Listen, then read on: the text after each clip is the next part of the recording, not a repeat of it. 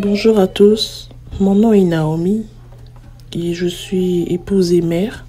Je suis en train de vous envoyer ce message parce que j'ai eu une vision la nuit dernière.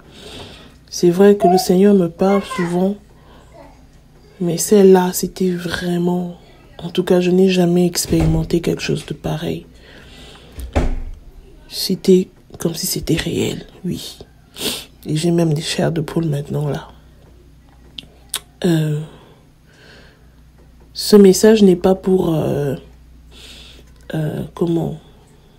ôter l'espoir, non. C'est juste pour nous rendre éveillés et nous pousser à réveiller les autres aussi. Et que par l'aide du Saint-Esprit, que nous soyons revêtus de compassion pour ceux qui périssent. Voilà, la vision que j'ai eue, c'est que j'étais en train de m'occuper de mes enfants et il s'est avéré que je suis sortie de la maison pour voir quelque chose dans la voiture, prendre quelque chose dans la voiture et puis je suis en revenant de la voiture, j'ai entendu un son très fort et j'ai regardé le ciel. La couleur du ciel a changé. C'était devenu rougeâtre. C'était comme si c'était le sang. Et le soleil s'est obscurci. Il a changé. Il a été changé en ténèbres. C'était devenu noir, voilà. Et c'était comme si je le voyais s'approcher. Et je me suis retrouvée comme si j'étais sur une montagne. Et je pouvais voir toute l'étendue de la terre. Et j'ai retrouvé quelques parties du quartier où j'ai grandi, au Congo. Et j'ai aussi vu certaines autres personnes là où je vis, aux États-Unis. Et j'ai aussi vu d'autres personnes qui parlaient en Asie. C'était juste des groupes de personnes. Et j'ai vu même l'armée américaine qui cherchait, qui dépêchait les Air Force.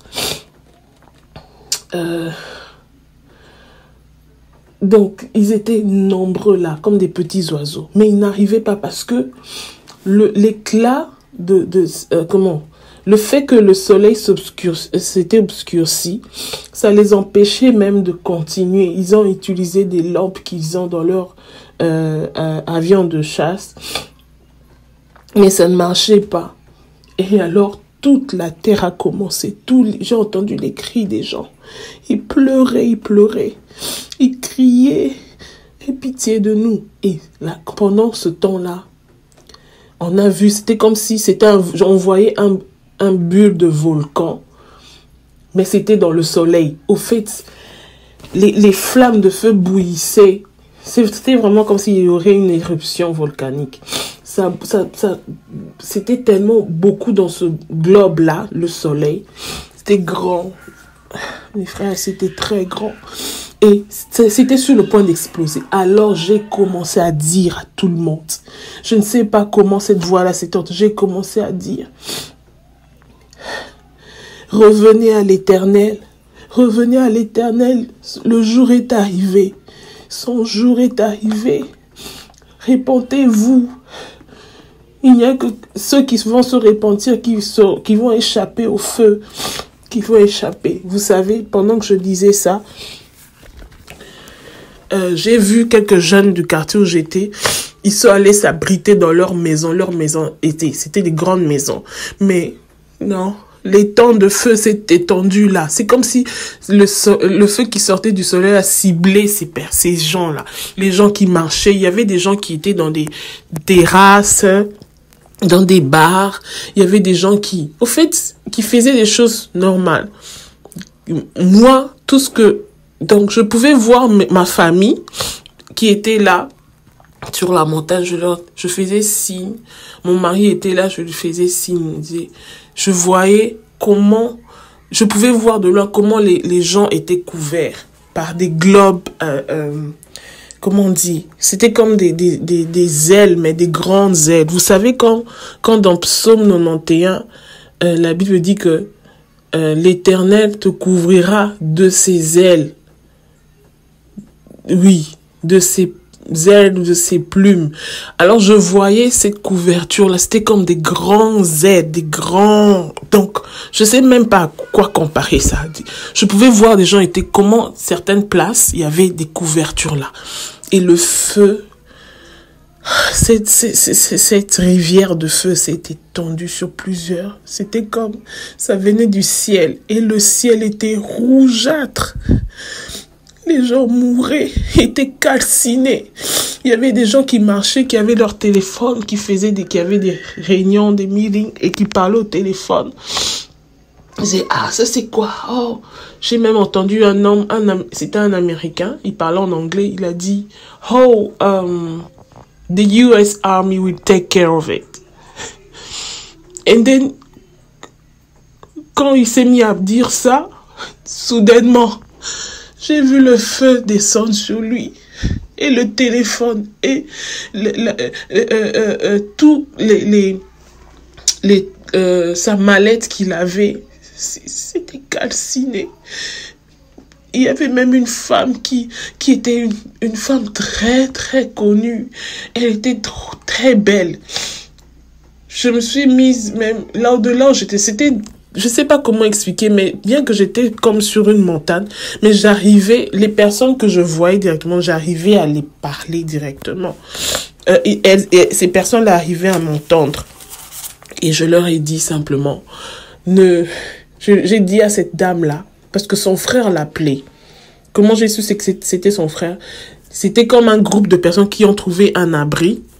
Oh, venez, venez. Alors, ce monsieur-là, c'est lui qui avait trouvé cet abri-là, ce shelter-là, le refuge, une maison de refuge. Alors, il appelait tout le monde. Il appelait au téléphone. Mon cher, il appelait son ami. Mon cher, tu es où?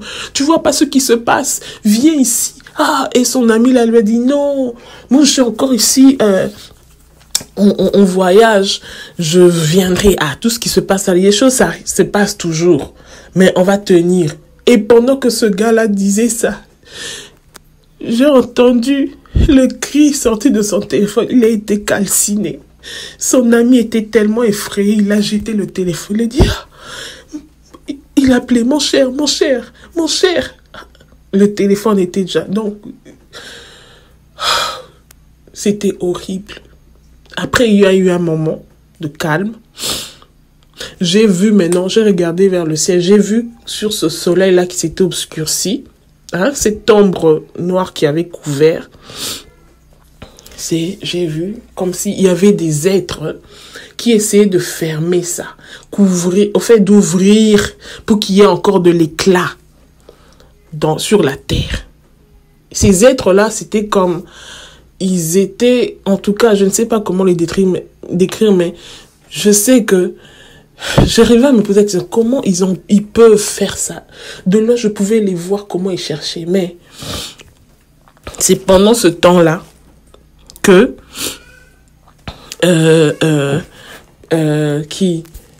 les gens maintenant se sont apaisés. Tout le monde est rentré dans ses occupations. Tout le monde est rentré dans ses occupations. Oh, c'était juste passé. Mais le ciel, les nuages étaient toujours rougeâtres. Vous voyez, quand il y a un peu le soleil qui est en train de se coucher, cette couleur-là, mais là, c'était rouge, un peu comme le sang. Mais quand le sang commence à sécher, c'était un peu comme ça. Mais le soleil, il y avait toujours cette obscurité-là. Alors, moi, j'ai regardé mes gens. Les gens sont revenus à leurs occupations. Oh, ceux qui devaient aller à l'aéroport, j'ai vu comment ils allaient vers l'aéroport avec leurs valises. Ceux qui avaient des réunions, ils ont continué. Et maintenant, j'ai entendu un monsieur qui prêchait, qui criait sur la rue, il disait, ne soyez pas distraits. Ouvrez vos cœurs. Parlez, parlez, parlez.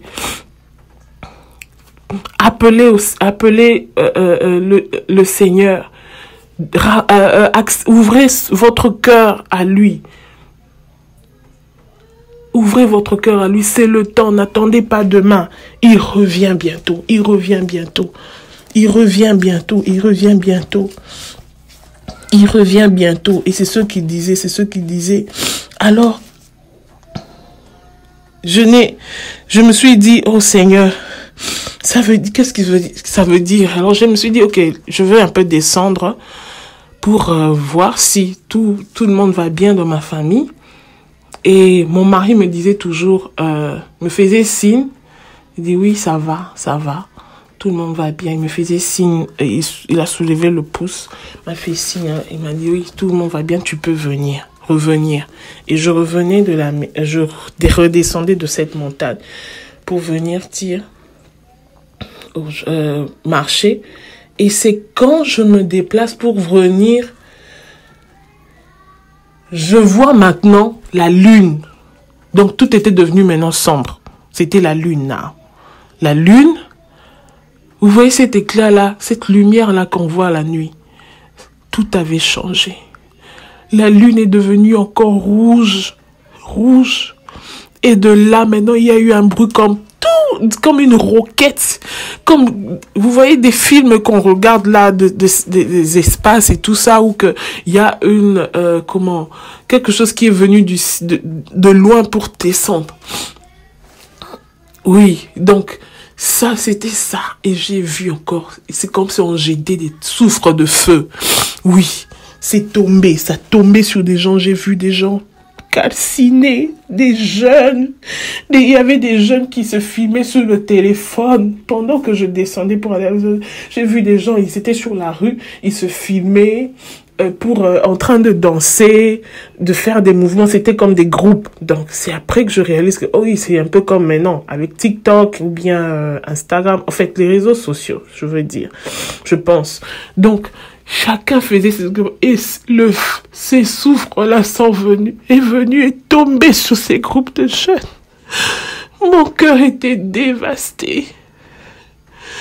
Et quand j'ai vu encore l'autre, j'ai vu une maman qui avait son téléphone et sa fille était dans la voiture. Cette maman-là, elle est sortie, elle se prenait des photos. J'ai crié, je l'appelais en anglais. Ma'am, get out the way. Get out the way. Donc pour lui dire, bougez de là, il y a quelque chose qui est en train de tomber. Et elle me regardait, elle a seulement fait, oh, je la connais. Elle a seulement par la main fait qu'elle m'a ignoré. Et sa fille criait parce qu'elle avait vu ça. Je crois qu'elle avait peut-être 3 ans. Elle appelait mamie, mamie, mamie. Et pendant qu'elle prenait les photos, elle se faisait un selfie. La fille là a dit, mommy, look. Oh, leave me alone. Wait, baby. Et directement, elle a été calcinée. Sa fille était terrifiée. Et pendant que sa fille pleurait, j'ai vu encore, elle était dans cette boule artificielle, hein. C'était comme si on l'avait, c'était automatique. Donc c'était comme des choses qui étaient téléguidées. Donc, vraiment c'était comme dans des films, mais c'était réel. Et pendant que je parlais, j'ai dit, Seigneur, j'ai commencé à prier. J'ai fermé mes yeux. J'ai dit, Seigneur, lève-toi. J'ai dit, Seigneur, aie pitié. Aie pitié. Aie pitié. Aie pitié. Ensuite, j'ai entendu maintenant cette voix. La voix du même prédicateur que j'entendais, elle a dit, le temps est venu. La venue du Seigneur sera comme un éclair. Il sera comme un éclair. Et il a commencé à lire ce que Matthieu 24 dit. Il a commencé à lire ce que Matthieu 24 dit que pour ce qui est du jour et de l'heure, Matthieu 24, 36, pour ce qui est du jour et de l'heure, personne ne le sait, ni les anges des cieux, ni le Fils, mais le Père seul. Ce qui arriva du temps de Noé arrivera, et il lisait ça à haute voix, arrivera de même à l'événement du Fils de l'homme. Car dans les jours qui précéderont le déluge, qui précédèrent le déluge, les hommes mangeaient et buvaient, se mariaient et mariaient leurs enfants, jusqu'au jour où Noé entra dans l'arche. Et ils ne se doutèrent de rien jusqu'à ce que le déluge vint et les emporta tous. Il en sera de même à l'avènement du Fils de l'homme. Alors les deux hommes qui seront dans un champ, l'un sera pris et l'autre laissé.